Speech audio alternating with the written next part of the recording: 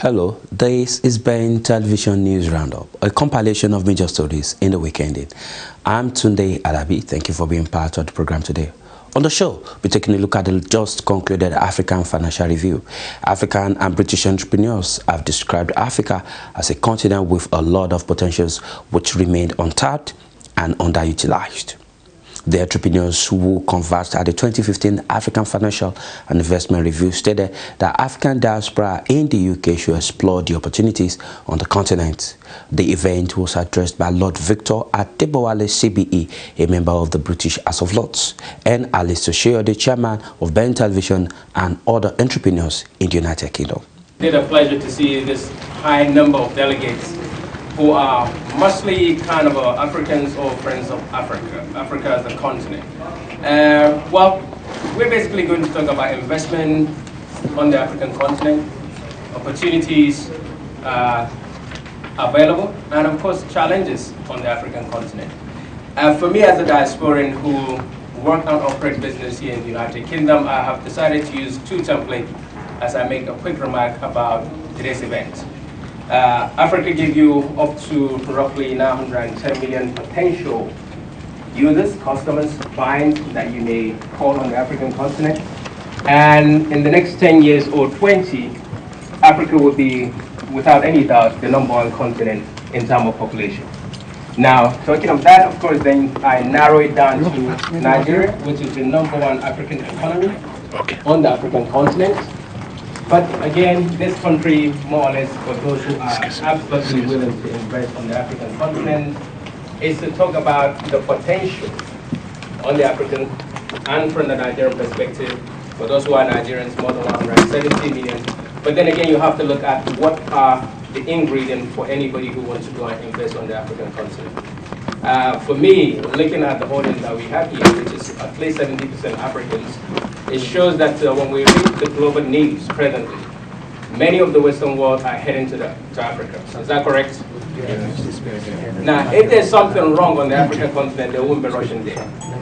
So for Africans who are here and who have the opportunity, indeed, to go to Africa, please do the right thing to join and become an investor in that place. Talking of Africa, talking of Nigeria, 170 million. Again, I want to narrow down to a state which I have permission to speak on their behalf, which is the Gateway State.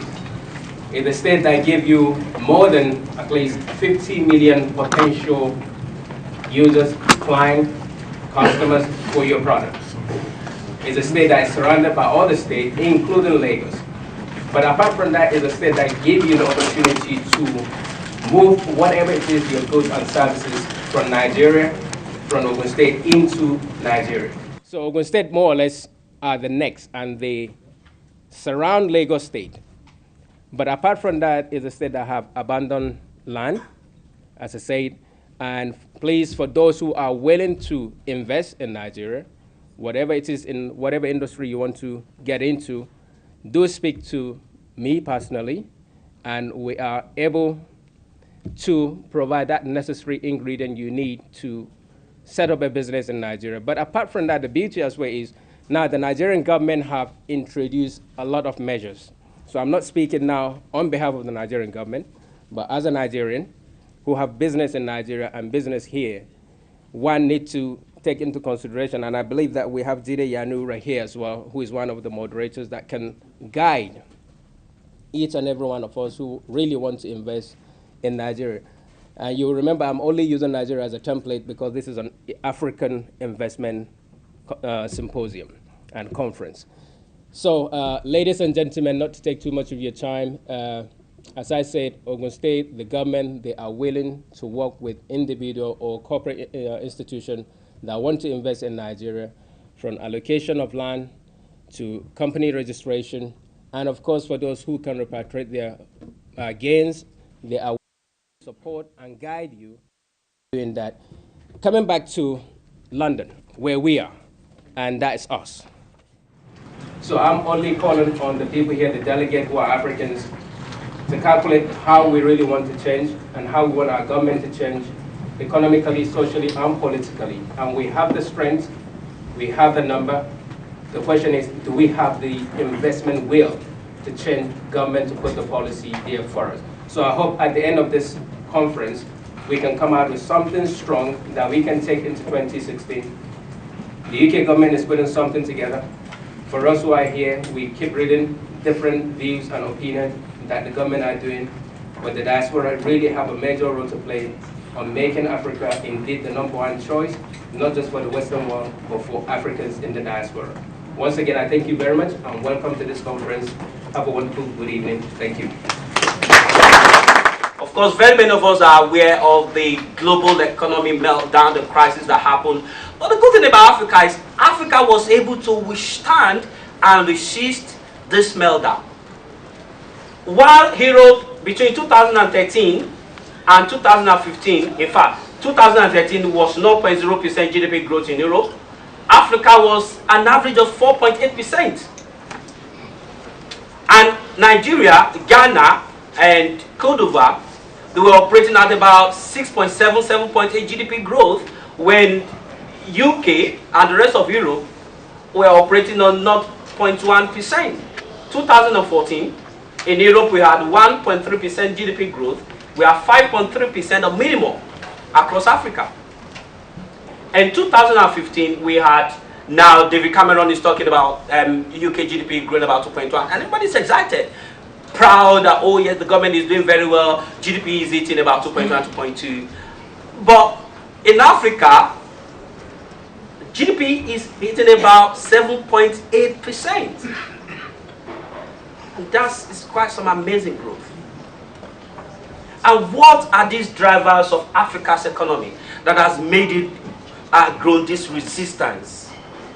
Private external flows, i.e. investment and remittances. People like Ranjiv, what they are doing, people like David Smith, people like Mr. Foxman, and the huge amount of investment going from the diaspora into Africa is great. And foreign direct investment is above and more than 75.5 billion US dollar.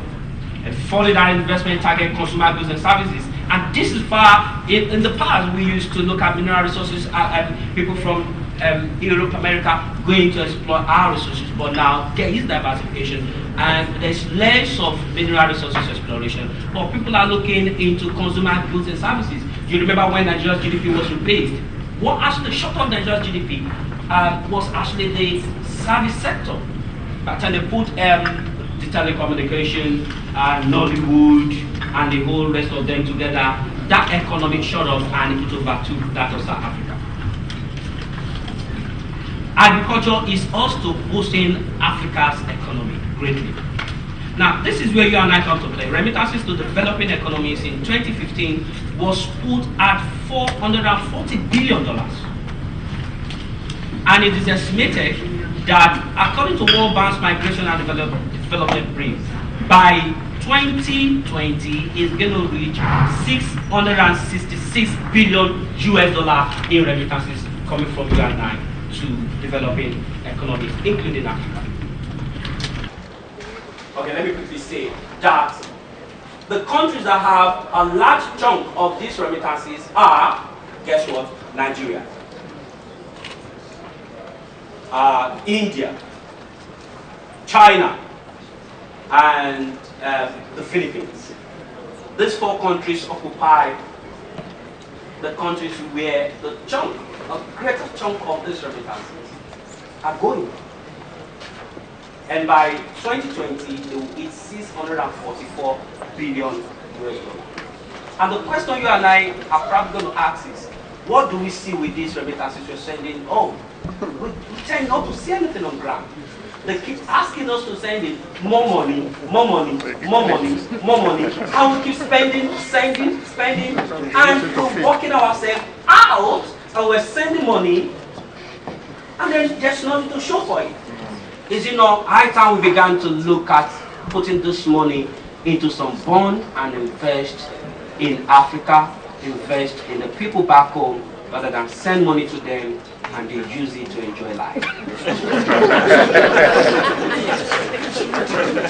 The notion of a rising tide lifting all ships, the trickle-down theory, well, we're standing in a city in which the evidence for that being true is somewhat lacking. And certainly if you're from Nigeria, in fact most of the African countries, the gap between rich and poor is frankly of staggering proportions. The economist J.K. Galbraith once pointed out that the business of business is business, and he was wrong then, and he's wrong now. If you look at the history of the corporation, the American corporation, it was actually established because it was impossible for one person to build a barn on their own. And so what happened was you had to form a legal entity which consisted of more than one person in order to build the barn, and each person had a share in the outcome of that barn, but it was actually for the community benefit. Over the years, that entity has become the corporation, and a body legal in corporate acting as a person, but not always acting like a normal, civilized, psychologically well-balanced person.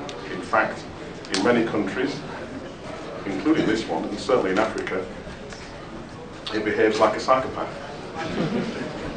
So I'm not here to simply say, well done to those of you that are wealthy, and for those that you want to be wealthy, get on with it. Because I think that would be wrong and dishonest. What I will say is that the creation of wealth is important. Without the wealth creators, and by which I mean cash. In fact, if you look at the meaning of wealth, it means more than just money, just so that we are clear about it. The wealth creators amongst us, the people who have an entrepreneurial spark, the people who go forward ahead of others, should bring others with them. And if you want to know why there are so few people of African descent and Caribbean descent in the leading places in this country, indeed the City of London, it's because those people that have made a lot of money and have a lot of power. If you were to ask me what the opportunity for investment in housing in London is, it's clearly in the rental market. If you look at the housing policy in London, it used to be all about home ownership.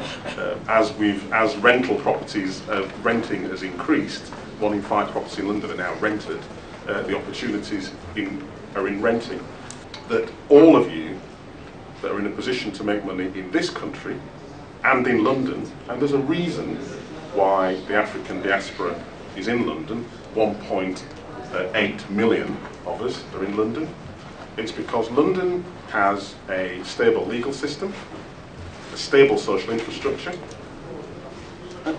and you can go about your business pretty much free from the interference of government, both local and national. That's why they're here. It's also why London has more billionaires than any other major city in the world. So London is booming. There's not a problem with London. Where I think there is a problem, and where I think there could be a problem, is if you, my brothers and sisters, take the view that London is another place in which to focus only on individual wealth without supporting, encouraging, or engaging with the community at large. That's what I think. In fact, that's what I know. So I would encourage you to think about wealth creation in the context of its society in which that wealth is being created. I would encourage you to think as much about sharing as much as taking. How many of you belong to your local Chamber of Commerce? Last year I asked this question in the room, and if you're a diasporan living in the UK, have you registered with your local Chamber of Commerce in Nigeria, or in your home country? Have any of you? It should be one of the first things you leave here and do, because it's when you are in contact, as the Lord who left says, with people who are credible, that your business will gain credibility. You will gain quality information rather than what you read generally. Another thing that have been pointed out is the issue with regards to the growth of the service sector. So what that means is you have to have a level of local knowledge. So what's the point in sitting down reading your business books and strategy here if when you go over into the country in which you want to operate it, you have no local knowledge of the employment legislation, of the corporate legislation? You must get somebody who knows what they're talking about and who is experienced. Experience is the most important thing. You can obviously be novel, you can have brilliant ideas, but to turn those ideas into money, into a cash flow, you have to make sure they are secured. You have to make sure that those who are putting forward your application have local experience. Within our practice, I'm glad to say, yes, we're celebrating our 10th anniversary. It's soon going to be 11th in the next couple of months. But within our practice, we have lawyers who are qualified in the Congo, qualified in Nigeria, qualified in Italy. And it's important that you, when you're going to see somebody who has a legal qualification for professional advice, that you do meet them in the formal setting. If you want to do business seriously, start seriously. You can obviously start in cafes, but if you're sitting down and wanting to have a meeting, do it in a formal setting. Set out your expectation. Make sure that person is qualified, experienced. The investors who are here is that they really need to be realistic about what they think they can achieve. They are members of the diaspora, so by and large they'll be familiar, either at first or second hand, with the countries in which they're talking about, primarily Nigeria here, of course, which is not a country I'm particularly involved with. So they need to be realistic about what they think they can achieve. I think it's often the case that the best kind of investor is an investor that can bring some human capital to a business as well as just the money, because often the margins are so thin on some of the projects that people are talking about that they would not convince or impress a pure financial investor. In other words, you won't get a passive investor putting money into some of these projects, but you might find someone who's going to put some people on the ground as well. Myself, my name is Emeka Anyau. I'm the publisher of C-Hub magazine. I'm so excited to see what is going on here. I see that the event is one that connects me with my past, with my present and the future. I believe there's a future here, and that's why I'm here. I'm so proud to be here. This is a great opportunity for African, Nigerian entrepreneurs to actually look at the market and see the opportunity for themselves and take the opportunity. It's just like when European companies many years ago were not coming to Africa at all. But MTN came to Africa and they came up with an idea which actually gave them a very, very good return. So like that, you just have to see the opportunity in a different format. And is the glass actually half full or half empty? And it's how you perceive the opportunity.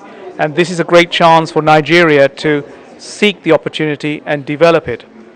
The Nigerian government has actually their legislation. They have actually stopped flaring. The key thing here is finding the right partners who can actually monetize the opportunity and develop it. And at the moment, there's a huge opportunity there, again, providing the domestic market and cross-border trade within the West African region. Well, look, I think more developers should go into Africa and develop that country. Where are they going to get the funds from? Well, look, there are funds everywhere. You know, you could get the funds from the banks here. I do a lot of work for the banks here, as you know, and the banks here, if the fundamentals are right, they would lend. And so you could borrow monies, you could go into Africa, a virgin land, and develop the land. You're going to have buyers. I mean, Lagos, as you know, is a great place to invest.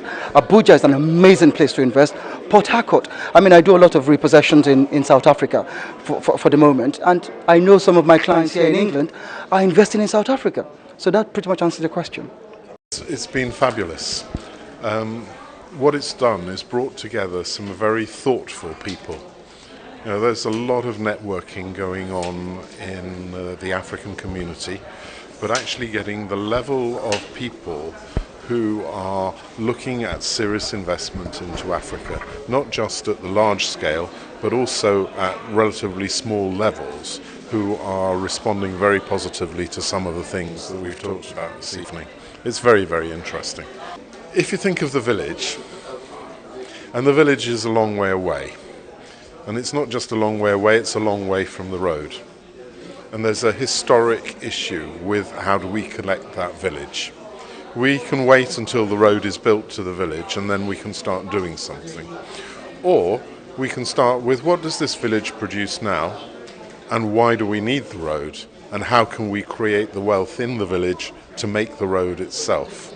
And that comes down to looking at the passion fruit, the mangoes, the tomatoes, the other things that can be produced in that place. Who knows, it may be diamonds and gold, but it may also be fruit and vegetables. And then build that community. So maybe it needs a school, maybe it needs all sorts of things. I don't know. The people who come from that village know. In my village, they don't have. Therefore, we need to take. And that's where bringing the diaspora together enables people who come from the same place to look at the same problems and create new solutions by looking at what's available here in the UK or more widely in the world. This event is well organized. The event has brought in a lot of diaspora. What I feel is that a lot of speakers, what they've said are good things. However, what also it needs is a way and a means of doing things. It's like companies coming here to preach, but how do you actually make it work? This is where we don't have a system to make it work. One of the problems that I have been spending time in Africa since 1978, the problem I find that when you go and try to do something in Africa, there is no one window clearance. By that, if I am an investor, they send me from department to department, ministers, they should respect the foreign investor, whether it's diaspora, it doesn't matter, but he's from overseas bringing in investment. They should arrange for you to meet one person who is responsible for you and get all your, instead of you going to 50 different departments and I think that's one valid thing. Secondly, I think also that if they can make the systems easier and followable and learn to accept emails rather than everything in writing by letters and then you want to rubber stamped and notarized.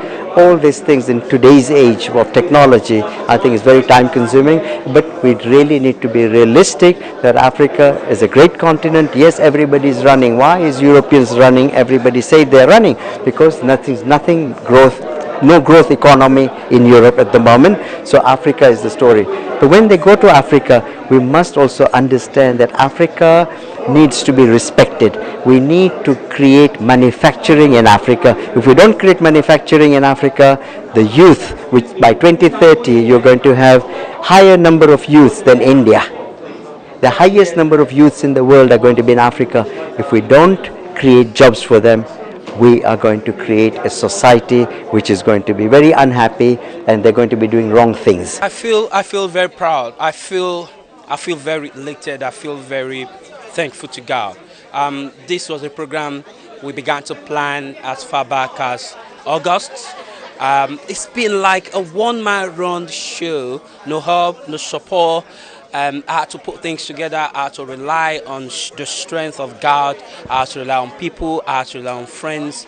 But because we've built a whole network of people who have trusted African Partnership Development, our organization is to bring people together, is to make people network, is to grow them, is to develop them, is to make them have a sense of feeling, is to make them be the leader and the owner of their own destiny. And so over time, over years, people have come to trust us. And that's why we keep having increased participation in every program we do. This one is to make Africans in the diaspora understand that there's so much money in Africa. Africa is a big, strong, emerging market. And we should not sit in the UK, moan about this, moan about that. We should take our destiny in our hand. We should go to Africa. We should exploit, we should explore, and not leave it to foreigners. This is all we have for you on the program this week. Thank you for being part of the program. Do have a very good week ahead of you. Bye. as part of our continued efforts to reach the African and other ethnic communities in the United Kingdom with greater impacts and create the platform to hear your silent and unheard views in this hugely growing community in the United Kingdom, our channel, Ben TV, presents to you another live current affairs television program. Our focus on the program is to review and discuss issues around the diaspora community in the UK. The program offers you that unrestricted voice on issues affecting you in the UK.